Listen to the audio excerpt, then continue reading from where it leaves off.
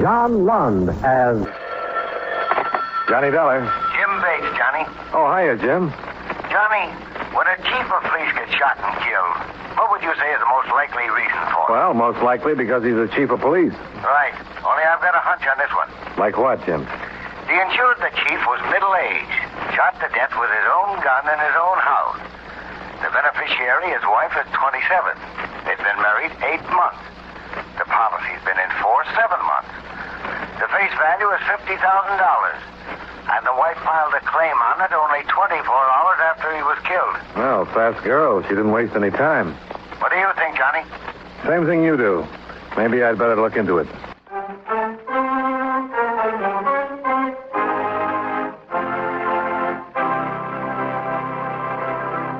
Expense account submitted by Special Investigator Johnny Dollar to Home Office, Commonwealth Mutual Assurance Company, Hartford, Connecticut. The following is an accounting of expenditures during my investigation of the Dan Frank matter. Expense account item 1, $76.40. Transportation to the Great Lakes town of Middleborough and taxi to the home of Dan Frank, former chief of police, now deceased.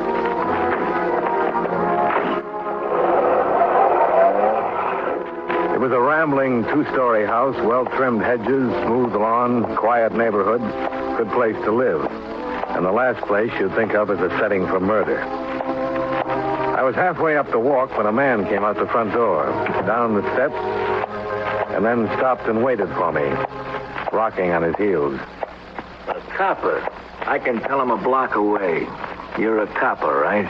Wrong. Private eye, maybe? Oh, you're getting warmer. Insurance investigator. Insurance. That's what I just asked her about, and she threw me out. Said I was drunk. She was right. I am.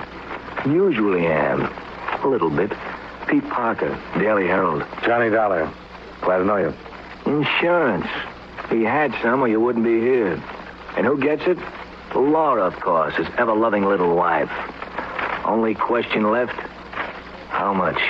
No comment. I like you, Johnny. You don't talk too much. I do. Let me give you a little advice. Watch yourself. Meaning what? This town, it looks sleepy, dead. Don't let it fool you.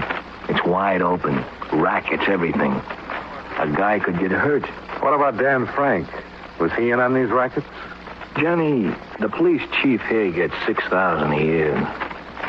Take a look at that house. Go in and take a look at Laura. Even more expensive. Dan was in.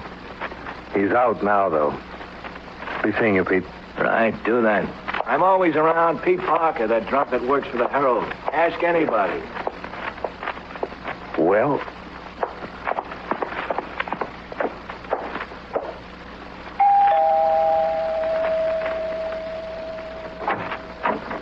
Mrs. Franks? Yes?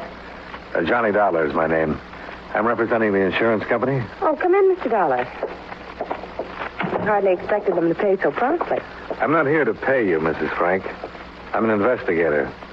The company wants a little more information about your husband's death. Why? I told them everything in the claim I sent. I know, but there are always a few They're details. trying to get out of it. I know how those companies operate. Oh, you've had experience with them before? No, of course I haven't, but... What information? What is it you want to know, Mr. Dollar? Well, how it happened, for one thing. Right here. This is where he fell. His gun was laying beside him. Someone had taken it from the table there by the door and waited for him to come down the stairs. Middle of the night, wasn't it? Why did he come downstairs? I'd heard a noise. I woke him up and he came down to see about it. Mm-hmm. Were the lights on? Not down here. I turned on the hall light upstairs and done the shot. 4 or 5 of them. Someone ran out the front door. And got away without being seen? Yes. Who do you think that someone was, Mrs. Frank? I don't know. Dan had a lot of enemies, of course, because of his job. But What about his friends? You suppose they could have done it? I don't know what you mean. Well, who were his friends? Who heads up the rackets here in Middleborough? What racket? Okay. Without your cooperation, though, it's going to take a lot longer to get this settled. Tell me something. Does the insurance company think I'm the one who killed him? Well, I think 24 hours is pretty fast for a grief-stricken widow to shoot a claim into the office. I'm not grief-stricken, Mr. Dollar. So So I've noticed. You go see Max Bealey. Talk to him, Max Bealey? the city attorney. Get his story before you jump to conclusions. See if he thinks I'm guilty. All right, I will. Then we'll talk. Afterward. Maybe I'll even cooperate. Maybe you will be a little nicer to me.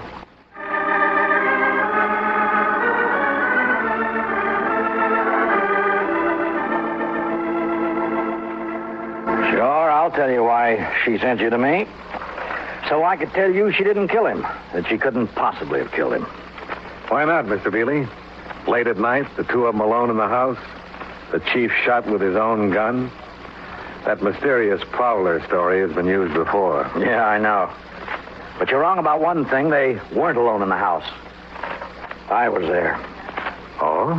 You see, Dan and I were leaving early in the morning on a fishing trip, so I was staying all night. I woke up and heard somebody in the hall outside my room. About the time I opened the door, Laura snapped on the hall lights. Just then, the shots blasted downstairs. She was standing in the door of her room, not 10 feet away. She couldn't have done it. No, apparently not. She sure couldn't have had a better alibi. The city attorney himself. Were you and Dan Frank good friends, Mr. Bealey? No, we didn't have much use for each other. Well, then why were you... I know. I was spending the night in his house, and we were going fishing together. You're thinking maybe I needed that alibi as much as Laura does. Well, it does work both ways, Mr. Bealey. No motive. Laura could be a motive. She's a beautiful girl. A lot younger than her husband, I understand. About your age, in fact. Again. I know her too well. Sure, she's a knockout, wild honeysuckle and a handful of stars, but inside there's a little cash register bell, and when you put money in, it rings real pretty. And when you don't, nothing. Dan found out. Is that why he got mixed up with the rackets here? Sure, he needed dough to... You do get around, don't you? Who told you there were any rackets here? Max, I wonder if you'd go over that... Oh, I'm sorry. I didn't know you... Oh, come on in, Commissioner. This is Johnny Dollar, insurance investigator. He's checking into Dan's killing. A terrible loss. Commissioner Corbett, Mr. Dollar. How do you do? How are you? If there's any way at all we can help, Mr. Dollar, just speak out. The entire facilities of City Hall are completely at your disposal, sir. Well, thanks, Commissioner. Just what is the theory on the shooting? Find Eddie Sales and you've got the killer. Eddie Sales? And Chief Frank sent him up a couple of years ago. Eddie swore he'd get him if it was the last thing he did. Eddie was paroled last week. Seen here in town the morning before the killing. Hasn't been seen since. We've combed the town for a week. No luck. Well, it seems to add up. Would Mrs. Frank know anything about the rackets her husband was tied up with? Rackets? Why, that's... No, Commissioner. He's been talking to people. Found out our fair city's not as lily white as it looks. Oh. Well, then there's no point in trying to cover it up. It's true, Mr. Dollar. Unpleasant as it is to admit it. Any idea who's back of them? Not enough to talk about. If I did, I'd be talking about it in court. Find Eddie Sales, Mr. Dollar. That's the key to both the killing and the rackets. Find Eddie, and you can wind this up in 10 minutes.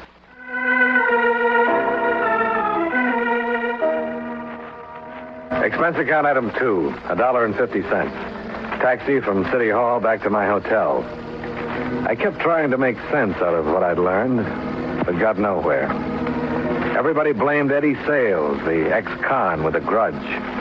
Only Eddie wasn't around.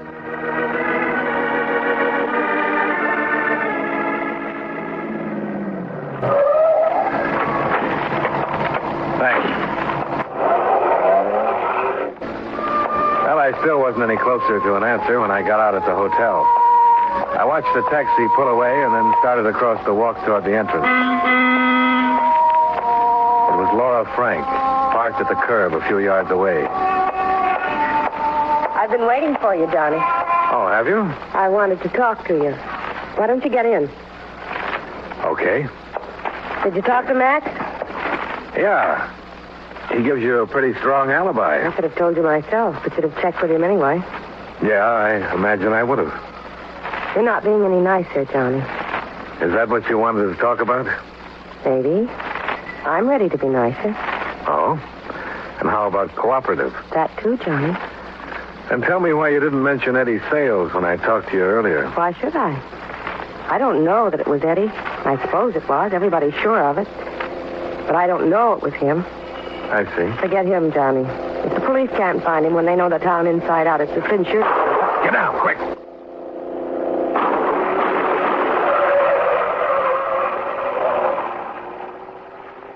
Are you all right? Yes, I guess I am. Why, Johnny? Why would they want to kill you? How do you know it was me they were shooting at? No. Something to think about, isn't it? Do you feel any more cooperative? I've got to get out of here, Johnny. I'll talk to you later. I've got to get out of here.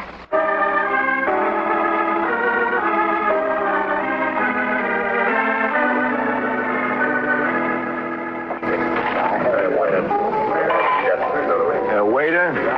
Yes, sir? Another scotch and soda. How about you, Johnny? No, thanks, Pete. Not right now. Oh, I forgot to ask. How did you find me? I called the paper. They gave me the names of 3 bars. I was lucky on the first try. A reputation is a wonderful, wonderful thing. Well, Johnny, what else you want to know? More about Laura Frank? Why? She's got an alibi. I know. And somebody tried to knock her off a couple of hours ago. Not necessarily. She could have been setting me up for that one. Possible. There you are, sir. Oh, thanks. Laura Frank hates champagne, but always orders it. It costs more. A pink and gold doll and spangled tights. A 4-star tramp. Ex-dancer at the Cosmo Club. Ex-girlfriend of Eddie Sales until Dan... Girlfriend of Eddie Sales? Oh, sure. Hadn't you heard about it? That's why Eddie swore he'd get Dan. Claimed he was being framed. Maybe he was. Maybe Laura suggested it to Dan. Eddie had done all he could for her by then. Why do you hate her, Pete?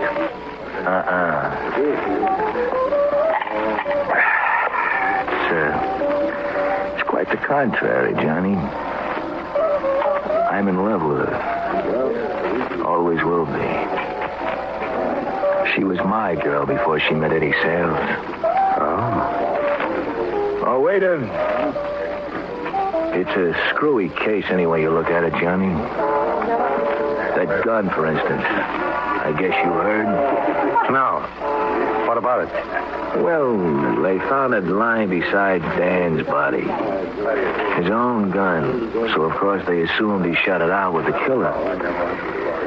It was 2 days before the lab woke up and realized he'd been shot with his own gun. Hadn't used it at all. Hey, Mr. Parker, there's a call for you. I'll plug the phone in here. Oh, thanks. There you are, sir. Pete Parker. What? Oh, yeah, sure, I'll cover it. Oh, yeah, right away. It's a 3-alarm fire, Johnny. Laura Frank's place. Flames 50 feet high. They can't get inside.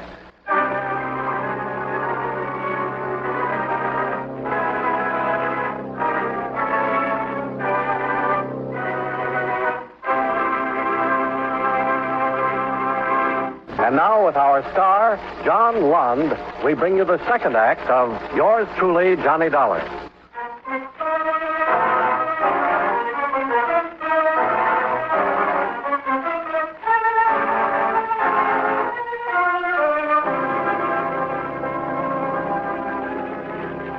Expense account item 3, $6.20. Refreshments for Pete Parker of the Daily Herald. And taxi to Laura Frank's house in the suburbs. Marked now by a pillar of flames visible for blocks. The whole outside shell of the house was blazing, and the firemen couldn't do much of anything but try to keep it from spreading and hold back the crowd that had collected on the street and lawn. It's terrible, Mr. Dollar. Simply terrible. A total loss. Yeah, it looks that way. So what about Laura, Commissioner? Where's Laura Frank? Oh, she's all right, Pete. Got out before it really caught. She's over there in the car with Max Feely. Where? Oh, yeah. Well, we'll see you later, Commissioner. You coming, Pete? Hey, right with you. A terrible thing. Just terrible. Pardon me, please. Come on, let us through, please.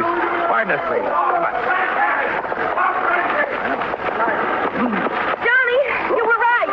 It was me they were after, and now they've tried again. Yeah, could be.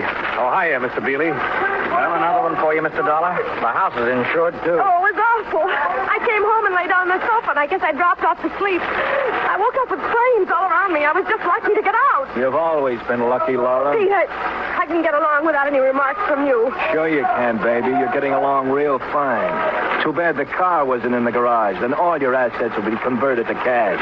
Nice, green, bloody cash. Shut up, you drunken fool. Go away from here and leave me alone. Why? You can afford me now. Get out. Get out of here before I do Take it easy, both of you. I'm sorry. Lost my head. How do you figure, Mr. Dollar? I mean the fire. Eddie's sales? Well, it kind of looks that way. He got Dan Frank a week ago and came back and tried for Laura tonight. Where the devil's he been hiding out, though? I've gone over this town foot by foot. Hard to tell. That came from the house. Ammunition, maybe. The chief probably has some... There's somebody coming out by the cellar door. He's carrying a gun. Look, he's fallen on the ground. Come on. How can anybody come out of that alive?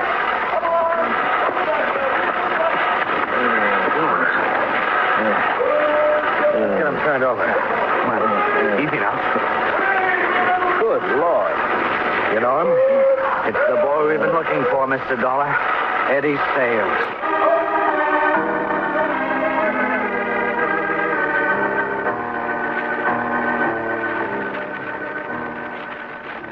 Well, I don't know. I can't promise anything, gentlemen. That shot may bring him to for a few minutes, or it may not. He's badly burned. What are his chances of coming through it alive, Dr. Redmond? Not 1 in 1,000, Commissioner. He may hang on for a day or two, and he might become conscious for a short while and be able to talk. But as far as pulling through, not a chance, really. Well, there's no point in me staying here any longer. If he does talk, you can get his statement, Max. Good night, gentlemen. Thank you, Max. Good night, Liza. The whole answer, Mr. Dollar. Right there on that bed. And we may never find out what it was. I can't figure those shots. He fired them before he came out of the blaze.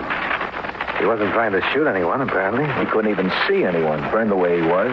I'm going up to the dispensary and get some more plasma. I'll be back in a few minutes. How do you figure it, Johnny? That Eddie started the fire? Well, there's no other way to figure it, Pete. But if he did, it's funny he got caught in his own trap. Yeah, he started it all right. And he shot Dan. Now he's paying for it. It looks like we're not going to find out who's behind the racket. Hey, wait a second. He's trying to say something.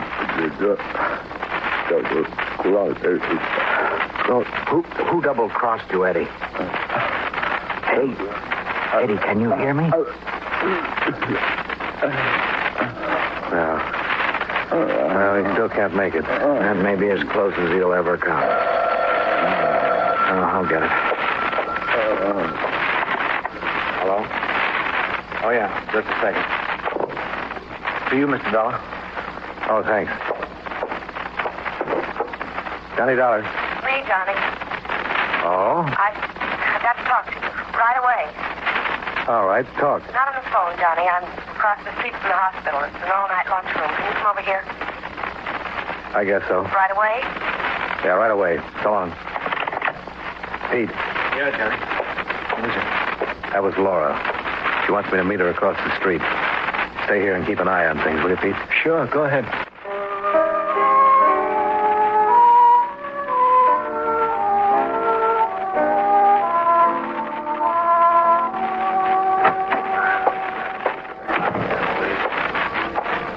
Here, Johnny. Over here in the booth. Now, what's in your mind, Mrs. Frank? Sit down, Johnny. Come on. Thanks. You had to talk to me right away. Well? Look at me, Johnny. I'm not so bad, am I? In looks, you mean? Oh, no. Well, you're a pink and gold doll. A handful of stars. That's what a couple of guys said today. And I guess it fits. I don't care what a couple of guys said. What do you say, Johnny? You look great, Mrs. Frank. Terrific. Now, if you'll excuse me... No, wait.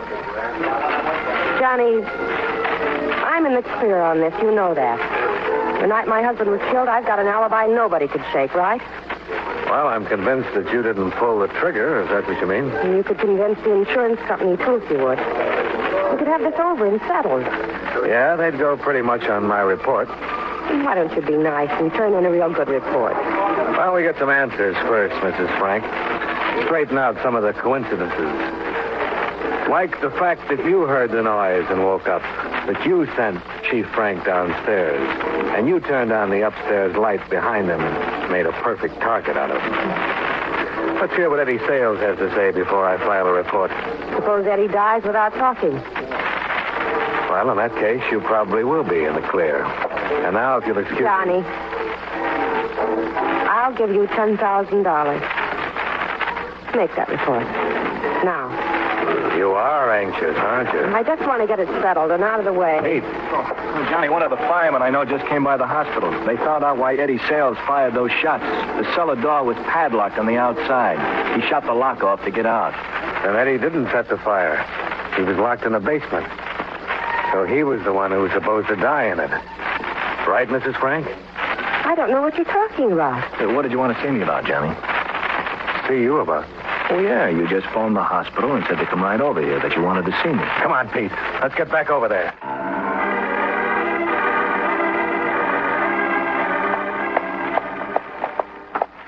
That's why she wanted to talk to me, to get me away from that room. And the elevator's coming down now. Eddie's the big threat. If he comes to and knows he's finished, he'll probably talk his head off. Here it is. We get there before... Well, leaving, Mr. Bealey? Yeah, somebody phoned. The commissioner wants me to meet him across the street. Is there anybody up there with Eddie? Well, no, not right now. The doctor will be back in a few minutes, though. Come on. Look, I've got to meet the commissioner. Shut the doors, Pete. Oh, what's going on here? Look, I haven't got time to go back upstairs. I think you'd better take time, Mr. Bealey. Well, it's all right. Eddie wasn't showing any signs of coming to. I'll bet he wasn't. All right, let's go.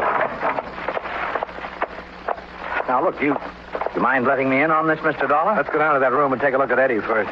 What happened to that policeman they had on duty? I was here in the hall when I left. He might have walked down to the... Did you leave that door open, Mr. Bealey? I know. Come on. What the devil? Are we interrupting anything, Commissioner? What are you doing with that pillow? Well, nothing. Nothing at all. You were holding it down over Eddie's face. You were trying... He's dead. You smothered him. He was dead when I came in. I was just moving the pillow. Did you have to get us all out of the hospital and send the police guard away just to move a pillow? Mr. Dollar, surely you're not suggesting... Well, I'm suggesting it. Corbett, I've known for a year that you were back of the racket here, but I didn't have any way of proving it. Until now? Is that what you mean, Max? Hold it right where you are. That gun isn't your answer, Commissioner. There are three of us, and you can't get us all. Stay back, Dollar. Why did you have Dan Frank killed?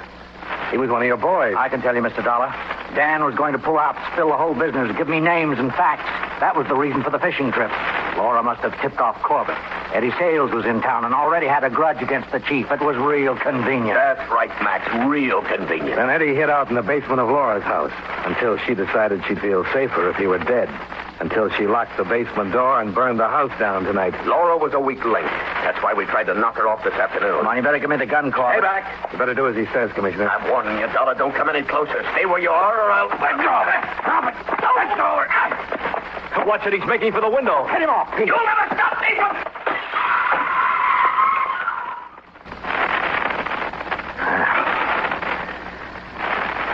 He got out of being prosecuted.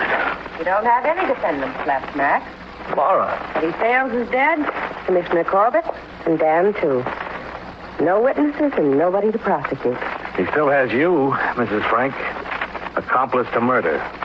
Johnny, no witnesses. She's right, Mr. Dollar. I couldn't build a case against her. With this, you can. With what? Well, she intended it to be an insurance claim, but it's actually a confession. All signed and witnessed. What are you talking about? It's all filled out with a complete story of what happened.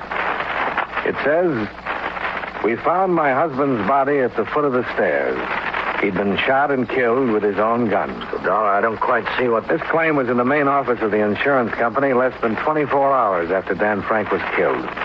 But the police didn't find out he'd been shot with his own gun until 2 days later. How did you know it, Mrs. Frank?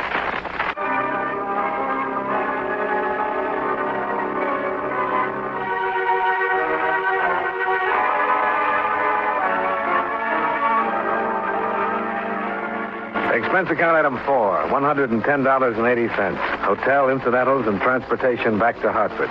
Expense account total, $194.90. Yours truly, Johnny Dollar.